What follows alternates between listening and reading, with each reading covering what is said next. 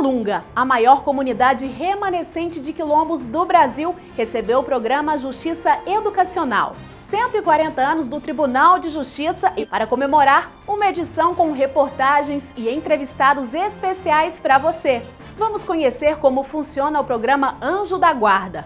A sua revista eletrônica semanal da Justiça Goiana está no ar.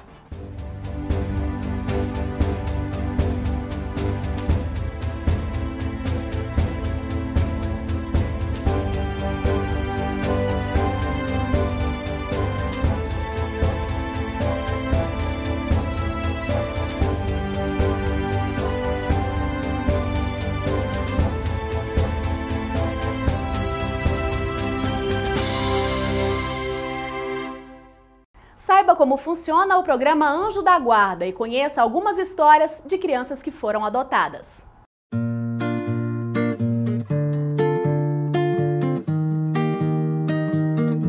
Mais de 220 crianças em Goiânia hoje moram em entidades de acolhimento.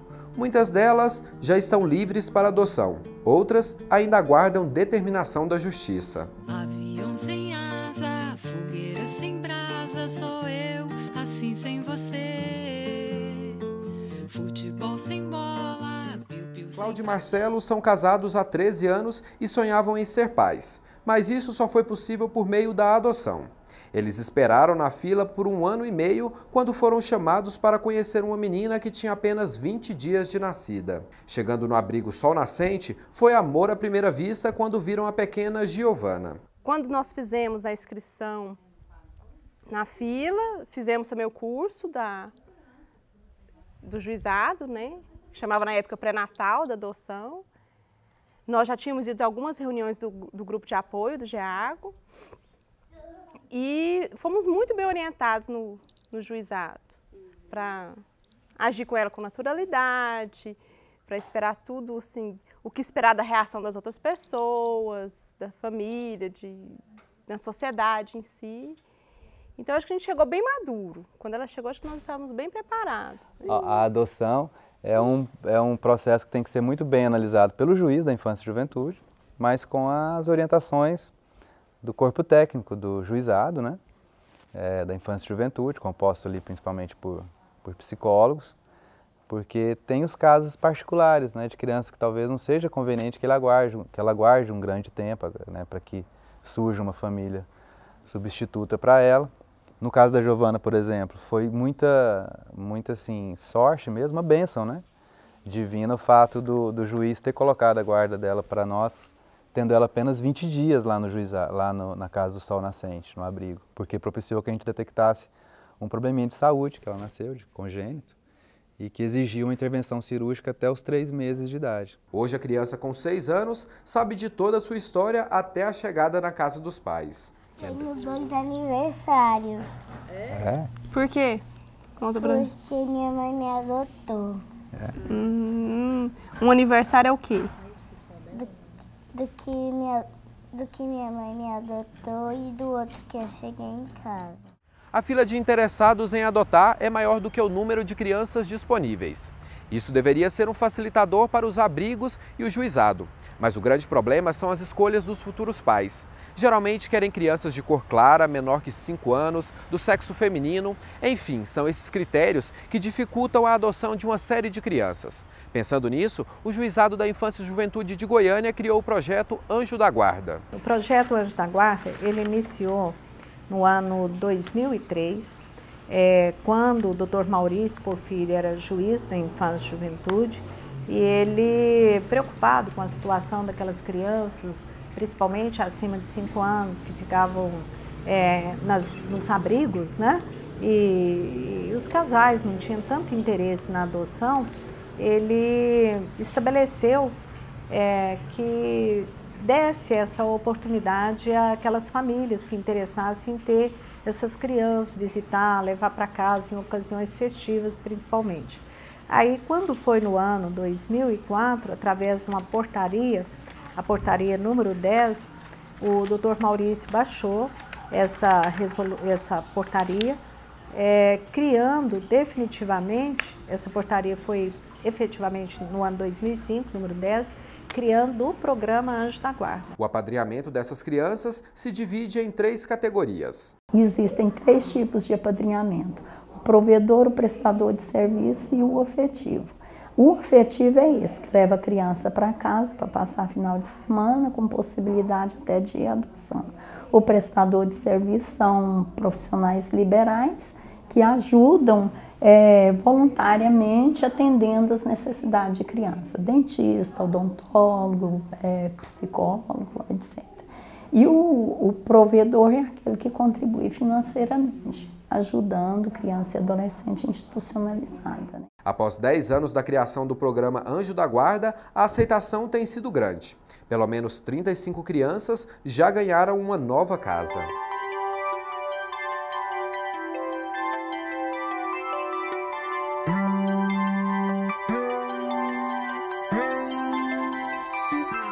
Depois de várias tentativas de engravidar, o casal Cíntia Moraes e Ferdinando Ribeiro decidiram apadrinhar uma criança por meio do programa Anjo da Guarda. O pequeno Bruno, hoje com 7 anos, visitava os futuros pais somente aos finais de semana e feriados.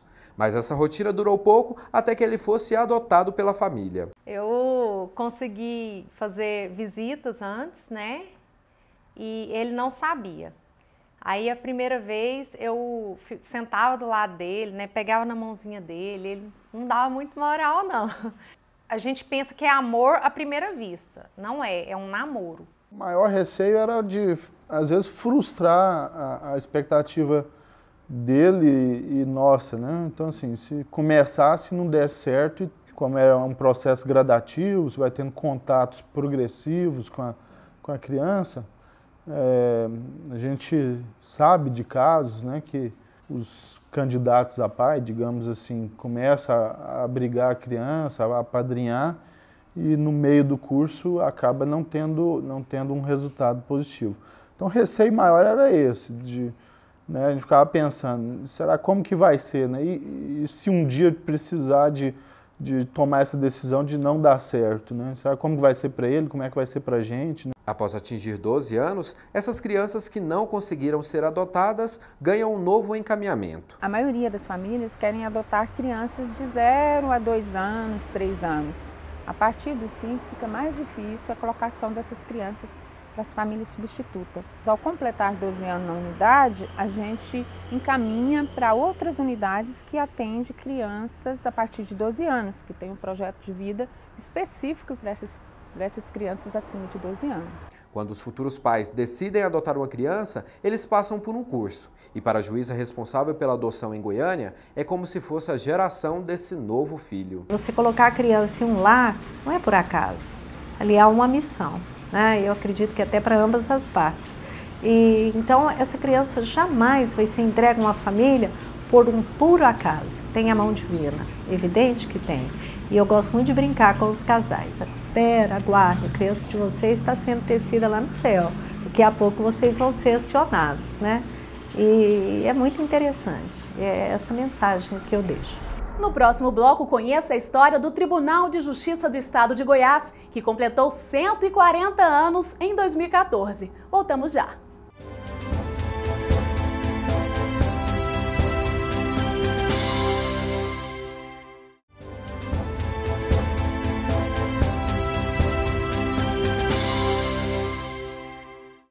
E 40 anos de história. Durante todo esse tempo, o Tribunal de Justiça venceu desafios e reafirmou a importância do papel da Justiça goiana enquanto instituição.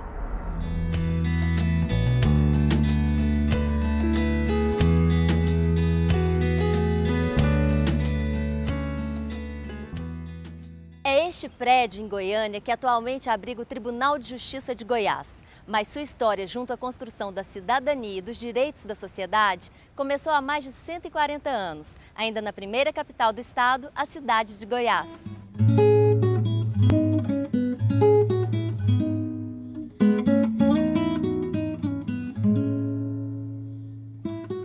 A história do judiciário na colônia girou em torno do juiz ordinário, homem simples da comuna, eleito pela Câmara e que aplicava a lei de acordo com os costumes da população. Do ouvidor e, mais tarde, do juiz de fora, que era um bacharel de direito nomeado pelo rei e que obedecia às leis da coroa. desde 1824, pela Constituição, rezava que as capitanias deveriam ter os seus tribunais de relação. Mas as dificuldades para determinadas províncias, as distâncias, a falta de homens, fez com que se protelasse. E somente com a reforma de 1871 é que se pensou seriamente em criar novos tribunais de relação. O Tribunal de Justiça de Goiás foi fundado no dia 1º de maio de 1874, com o nome de Tribunal da Relação. Mas sua história começa antes disso e se confunde, na verdade, com o surgimento da própria cidade de Goiás, a então Vila Boa. Toda a vida jurídica, as casas, as ações, os recursos eram enviados para a Corte do Rio de Janeiro. E era aquela, além da morosidade própria da justiça, as distâncias imensas. Havia casos que entravam com ação, o neto que recebia a intimação. Então, em 1873, através do decreto imperial, foi criado o Tribunal da Relação em Goiás, 6 ou 8 de agosto de 1873. E sua instalação se deu a 1º de maio de 1874. Isso facilitou demais e desenvolveu muito, porque os recursos eram analisados e decididos aqui mesmo em Goiás. As comarcas, os juízes da comarca decidiam, a parte recorria e aqui mesmo o tribunal fazia a sua parte. Esse Tribunal da Relação, chamado da Relação, antecede o Tribunal de Justiça, que é consequência da passagem para a República, etc., etc. A evolução do país. As transformações políticas e sociais pelas quais o Estado passou desde então implicaram em mudanças no seu ordenamento jurídico, assim como aconteceu em todo o país. O Poder Judiciário acompanhou esses avanços jurídicos, sociopolíticos, econômicos e tecnológicos, tendo um importante papel de formação e desenvolvimento do Estado.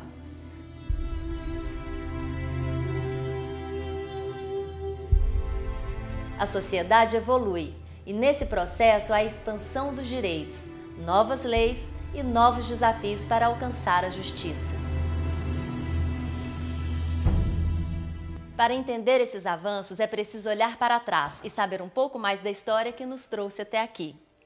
Pedro Vico, como sempre, assim, disposto como ele era, idealista como ele era, ele forçou a barra, né, digamos assim, e trouxe logo que pôde o tribunal para funcionar aqui em Goiás. E começaram aí a incluir nomes de desembargadores e de juízes, né, que eram juízes, porque não existiam desembargadores, de juízes para ocupar os novos lugares que foram sendo deixados pelos antigos, digo assim, desembargadores, que, na verdade, não eram goianos. Essa mudança, na verdade, foi uma grande revolução em Goiás.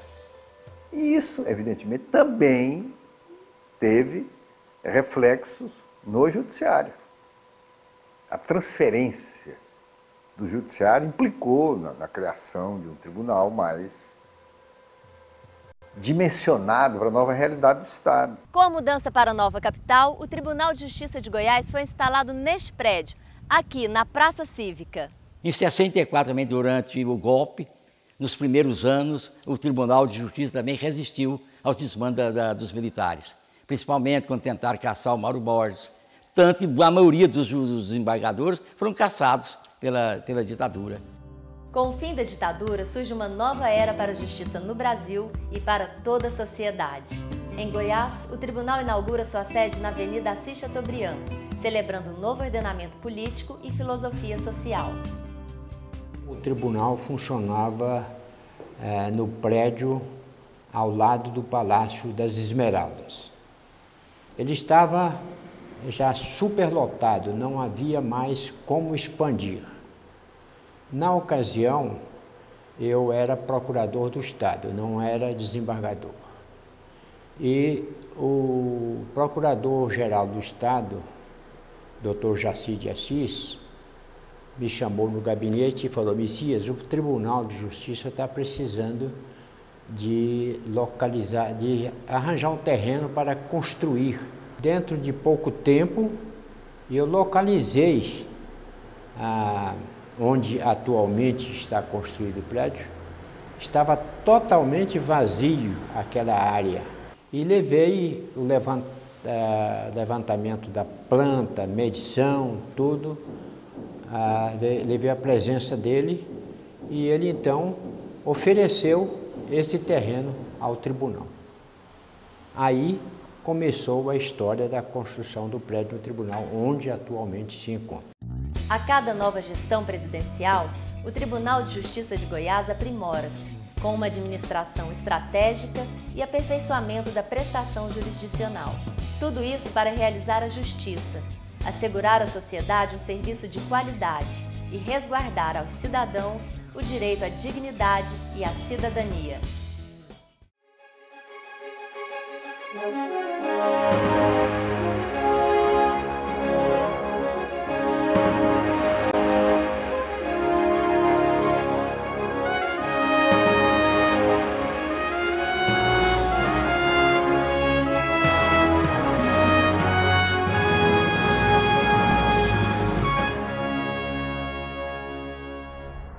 Ainda sobre os 140 anos do TJGO, o Justiça em Foco de hoje recebe uma visita especial. O presidente do Tribunal de Justiça, o desembargador Ney Teles de Paula. O Tribunal de Justiça de Goiás, ele comemorou 100 anos em 1974. Então, decorridos, à época o presidente do Tribunal de Justiça era o desembargador Firmo Ferreira Gomes de Castro, que teve essa ideia muito importante naquele contexto e que temos um registro que eu tenho maior conhecimento, é uma monografia de cerca de 40 páginas de autoria do desembargador Clenon de Barros Loyola, outro grande nome da magistratura goiana, que foi o encarregado da organização dessa comemoração, né, em 1974. À época eu fazia faculdade, estava no penúltimo ano do meu curso de Direito da Universidade Católica, mas já acompanhava, de certa forma, embora eu não tivesse uma antevisão de que viria a ser magistrado também, porque eu tomei posse como juiz de direito em 1978, quer dizer, 4 anos após essa grande comemoração do centenário. Então, a ideia de fazermos essa comemoração de 140 anos, até por uma questão assim desse arredondamento de números, 40 anos após 140, 140, um número até místico, e num momento também exponencial de nosso tribunal, um tribunal moderno hoje, né, que tem avançado na prestação de serviços a primeiro e segundo grau, é um dos 10 maiores tribunais de justiça dentre os 27 tribunais de justiça do estado, do país, né? E eu até digo com muita alegria, a honra e o privilégio, estou tendo a honra e o privilégio de presidir o nosso tribunal nesse momento em que nos eventos, para que tenhamos uma ideia, nos eventos, reuniões do colegiado de presidentes desses 27 tribunais estaduais, Goiás figura como o 8º dentre os 27. Até uma certa nobreza de situação, e isso nesses encontros periódicos, meses, de 4 em 4 meses mais ou menos, há uma reunião nacional. E sempre, então, o presidente de Goiás tem a honra e o privilégio de sentar-se em 8º lugar. Uma curiosidade de cunho pessoal, me permitam, né? Eu fui servidor de cartório no interior, quando criança ainda, como datilógrafo na minha comarca, minha cidade de origem, Piracanjuba. Piracanjuba é uma das mais antigas comarcas do estado, criada no estado. Desde 1907 tem juiz, passaram por minha cidade grandes magistrados, entre eles o desembargador Firmo Ferreira Gomes de Castro, que veio a ser esse presidente nos anos 70 do século passado, né? E assim outros, e Piracanjuba inicialmente chamava-se Comarca do Rio Paracanjuba. Pouca gente sabe disso, eu gosto de fazer minhas pesquisas. E um filho de Piracanjuba, eu me sinto feliz permitam-me dizer da honra e da glória pessoal, com toda a humildade também aqui, o privilégio de presidir o tribunal, né, nesse momento, porque eu sou o segundo piracanjubense, permita-se a liberdade, é o segundo piracanjubense a chegar a esta honrosa condição de trabalho. O primeiro foi um filho de Piracanjuba, Dr. Alvídio Nogueira Machado Júnior, nascido, isso em 1900 e pouco. Ele chegou à presidência do Tribunal de Justiça com 47 anos de idade e aposentou-se, mudou para Belo Horizonte, onde faleceu já há muitos anos.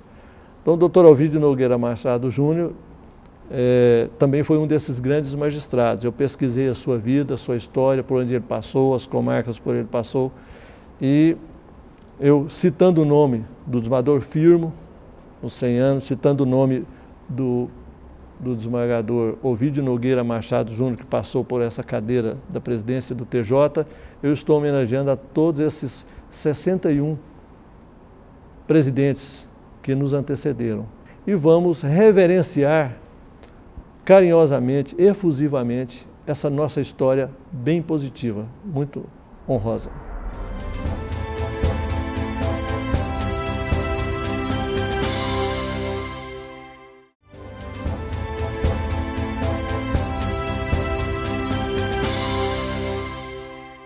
No Nordeste de Goiás, mais especificamente no município de Cavalcante, encontra-se a maior comunidade remanescente de quilombos do Brasil. Na tentativa de humanizar o Grupo Calunga, o Tribunal do Estado levou a eles o projeto Justiça Educacional. Acompanhe.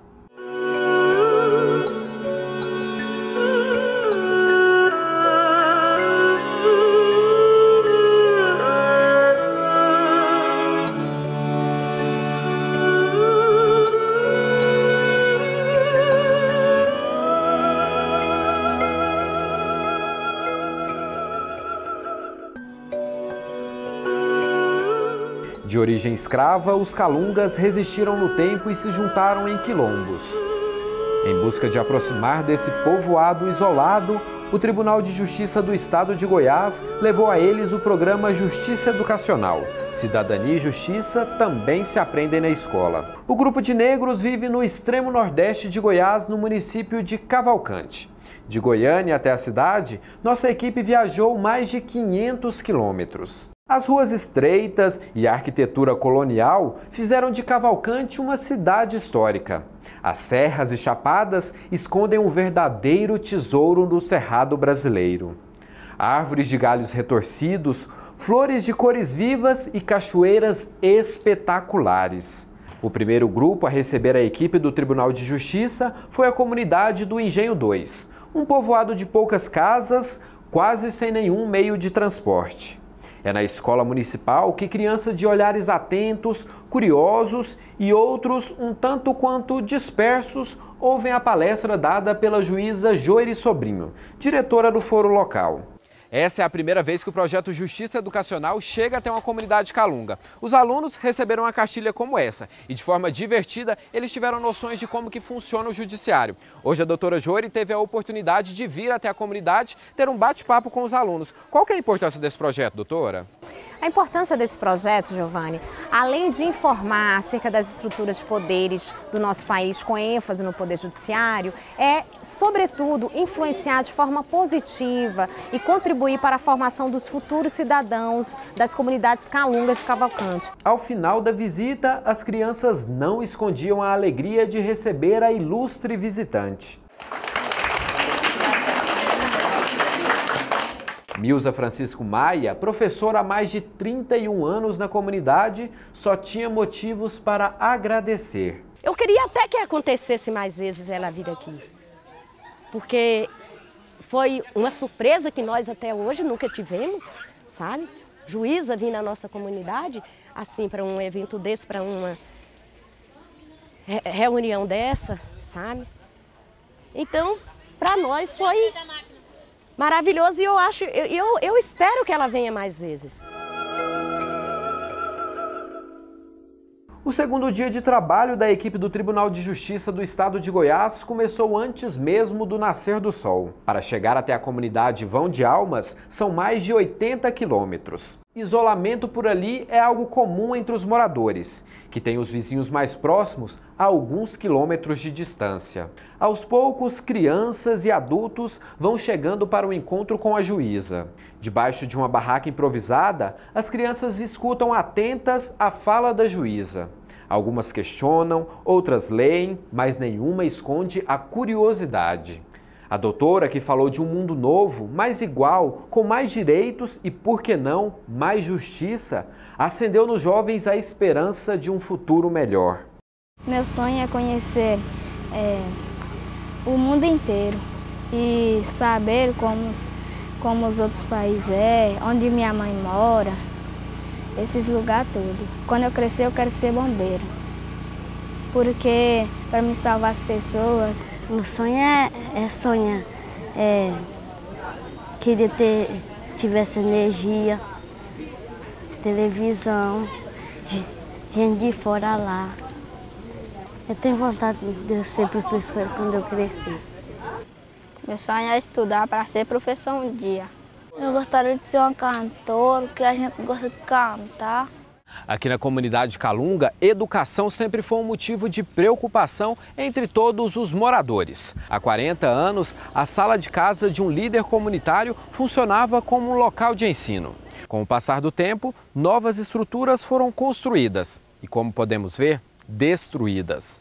A nova escola de alvenaria foi fundada há apenas 2 meses e agora, junto com ela, ressurge a esperança de formação de novos cidadãos. No tempo que eu estudei, eu não tive zero. Às vezes eu estudei aqui uns tempos, mas eu não tive oportunidade de ir para a cidade. E lá, nem na secretaria, não tem meu nome que eu estudei. Falta o transporte hoje já para as crianças. Porque as crianças viajam mais de 3 horas para chegar na sala de aula. O encontro entre a juíza e a comunidade durou pouco mais de 2 horas. Nesse curto espaço de tempo, a missão da equipe envolvida no projeto Justiça Educacional foi levar esperança a um povo tão sofrido, que no meio do cerrado não deixou de lado a cultura e os ensinamentos de uma geração.